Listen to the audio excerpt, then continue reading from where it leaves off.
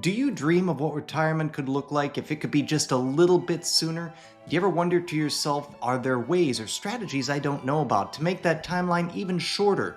Well, in today's financial prop video, we're going to talk through 3 strategies that we've seen people use even within our own practice right here at Norberg Wealth to bring retirement even closer, to retire sooner than they ever thought possible. So if you've thought about retiring and wondered, what do I got to do to bring that number even lower or bring that timeline even shorter, then today's video is for you. Hi, I'm John Norberg, and welcome to the Financial Prof series. Alright, so we're going to go through 3 strategies that we've seen people use, again, even right here within our own practice, to help bring their retirement sooner than they ever thought possible. And in the first strategy, it's one of the ones that's more popular, and part of the reason is because of the benefits that it offers. So we're going to talk through a couple of pros and cons of this one, and then we're going to go through 2 more that help you see possibilities. Open up your mind a little bit as to what a retirement might look like, especially if you're willing to consider a few non-traditional elements. So if you want to find out more, listen on in. All right, so let's talk about the story of Gary. Gary exemplifies our first strategy, and that is because our first strategy is the gap year. So what is it? The gap year is a case of you taking a year or, 6 months or 18 months, as was the case for Gary, to test out retirement with the intention of going back to work at the end of that time frame. So in Gary's case, what it looked like was this. He owns a stonemasonry company, and actually the reason I met him originally was because he was coming out to quote my driveway. And he was telling me about his life, where he had taken, after decades of working for himself and a few employees under him and doing great masonry work around the area, he had taken the time off. He had decided, you know what, I'm just done. I'm going to retire. And he gave the business to his son and started pouring a coffee in the morning, walking out on his porch, listening to the birds and staring off into the distance. And he found out he was bored. He did that for, again, about a year and a half before he finally had had enough. And at the same time, he figured, you know what, a little extra income sure would be helpful too. So in his case, although it was unintentional, he exemplified the gap year strategy. He took some time off, he tried out retirement, and then he jumped back in and went back to work with his son. And now he works not quite as heavy a schedule, but he works in the same business that he's done all his life. He's able to continue to maintain his skills, which are helpful not only around the home, but also gives him a sense of purpose. And there are a few big pros to this one. Number one, it allows you to refine your plan. Having a gap year allows you the time to really think about what's important and what's not, which brings us to another big important part of this strategy, which is it allows you to really hone in that financial aspect of your retirement strategy. It really helps you figure out, okay, now that I'm testing retirement out, where am I spending and what's truly necessary and what's not necessary? What are things that, if it meant I could continue being retired, or if I could retire a little bit sooner when I do go back to work, that I could really cut out and not miss too much, be it a daily Starbucks latte or whatever the case is, right? Another one, and this is a huge one, is that it allows you to test out your psychological readiness for retirement. Now, that might sound a little bit weird, but we've had Dr. Garrett Boyer here on the channel before, the owner of Benedictus Psychology, and he's one of the people who helps people understand the importance of mental health, not only in finance, but lots of other aspects.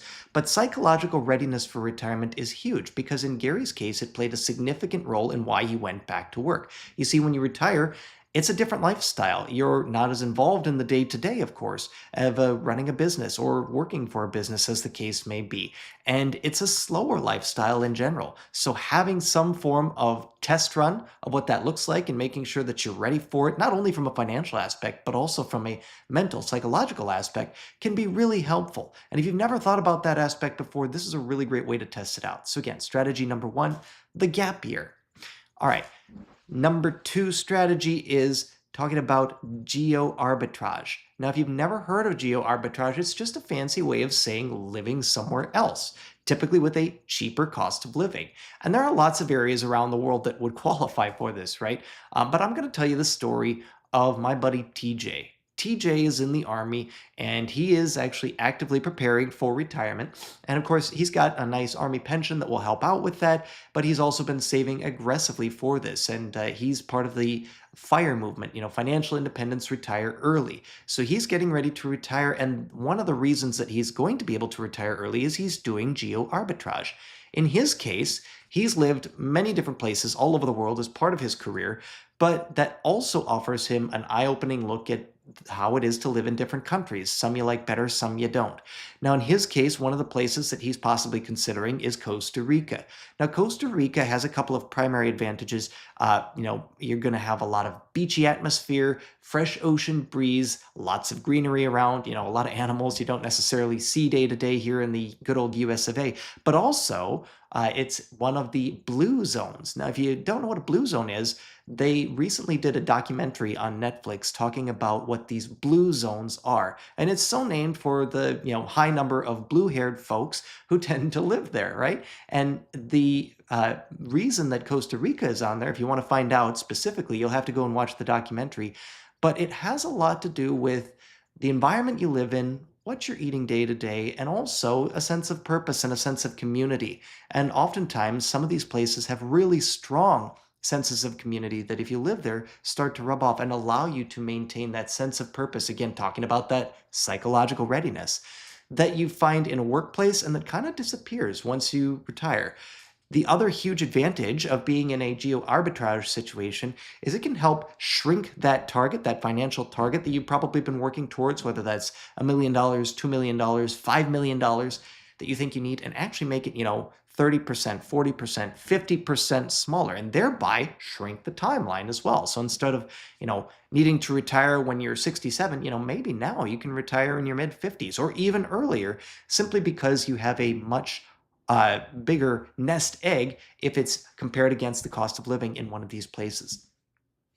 So again, geo arbitrage, huge advantage. I'm going to throw out one other example. I have another client who's looking at doing a geo arbitrage like strategy, but instead of going whole hog and living in one place for the rest of their retired lives, they're actually going to do a 6 months on, 6 months off. So it's kind of like a combo of strategy number one, which is gap year, and strategy number two, which is geo arbitrage. And what they've done, they've actually gone to small town Italy and they've purchased a house, and that house they've spent some money renovating, but because real estate is so much cheaper over there, it took a lot less than it would to do even here in small town America. And the community, I mean, my gosh, talk about small town Italy. Once you break into that community, you're in like Flynn. But there's also the language gap. But in their case, they have some Italian ancestry. They happen to be pretty good at language. So for them, they're able to get by, and they're still able to see their grandkids when they come back for their 6 months on the United States side. Another advantage for them is they've also started a small travel agency that they use not only to deduct some expenses that they'd ordinarily be using anyway to go over to Italy, but also produce a little bit more income and thereby potentially push off Social Security even further and max out that benefit too. So geo arbitrage doesn't need to mean just living in the place that you decide is cheaper cost of living forever and ever. It could be an on and off again type strategy. All right, so this brings me to our final strategy, which is phased retirement. Strategy number three, phasing into retirement. So what does that look like? Well, it's kind of self-explanatory in as much as you, instead of going cold turkey right into retirement, you never work another day in your life, you phase into it. This is a really popular strategy actually here where our offices are in the DC metro suburban area of Frederick, Maryland, because a lot of people work for the United States government or government-related entities. And earlier this year, as you probably saw in the news in 2025, we had the buyout option that came out. So a lot of people used that buyout option as a way to phase into retirement, but another group of people also used that as a way to phase into a partial retirement, kind of a gap strategy like strategy number one, while starting up their own business. A consulting practice in many cases is a very popular thing to do. If you've worked in government for a long time, you have a good network, you know your field of expertise cold, and you want to be able to use that, but now maybe working for yourself for a few more years before you do go into retirement. So essentially the strategy is instead of working, 40 hours a week or maybe 50 or 60 if you own a business, you're phasing into retirement, working maybe 35, 30, 20. So instead of going into the office 5 days a week, putting out fires, all that good stuff, you're maybe taking a position with a lower responsibility. Or maybe you're passing off the company to a successor if you own a small business. Or like I said, a lot of people around here, retiring from one position to move into another position that, maybe they work for themselves and can control their own schedule. This is all kind of tied under that phased into retirement approach. Couple of huge examples of where this can be really useful. Number one, it gives you some clarity of income that allows you to bridge that gap. Phased retirement, you're probably earning less income, but you're still bringing in some. It also can help you test out the retirement waters in a way with those off days and give you a smoother transition overall. Another example is it allows you, again, to delay Social Security and hopefully max out that benefit even further while continuing to bring in enough income to meet your daily expenses. And another huge one that I think doesn't get talked about enough, going back to that psychological readiness, is it allows you to continue to stay engaged on a day-to-day basis with your field of expertise, probably that thing that you spent most of your life working on, while at the same time having some of the benefits of retirement that you continue to slowly phase into. I'll give you the example of a client of mine, Jim. Jim is a doctor, a vet specifically, and Jim owns a very successful vet business. Lots of employees, sees just about every kind of animal there is. But one of the highest stress occupations out there is actually vet work. And if you didn't know that, well, now you do. Vet work also has one of the highest suicide rates. So, Jim obviously wants to get out before something like that happens to any of him or his employees. One of the things that he's going to be doing here in the next year or two is a phase out strategy. He's considering either passing the business down to the next generation of his children or to perhaps an employee. And once that happens, instead of coming in and working, 60 hours a week, taking vet calls every day, doing a lot of the admin behind the scenes, instead, he's going to be working 2 or 3 days a week, 30-ish hours, maybe a little more, a little less, and continuing to phase out while still maintaining relevancy and a guiding hand on the tiller as the business makes that transition.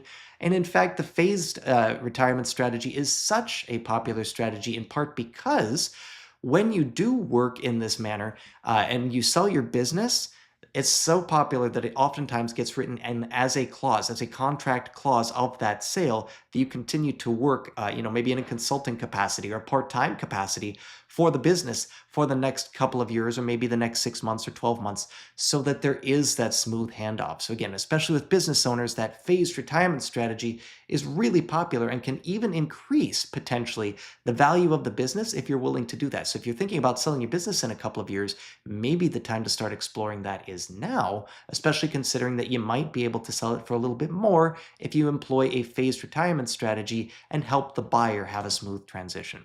So if a phased retirement or a gap year or geo arbitrage are making the wheels in your mind turn and you're thinking to yourself, gosh, maybe I can employ one of these or multiple of these and get to that retirement that I've been dreaming about even sooner than I thought, then drop us a line. Click that contact link below. In the meantime, hit that like and that subscribe button so you never miss another video from us here at The Financial Prof. We'd love to hear more about your situation and see if we can be of help.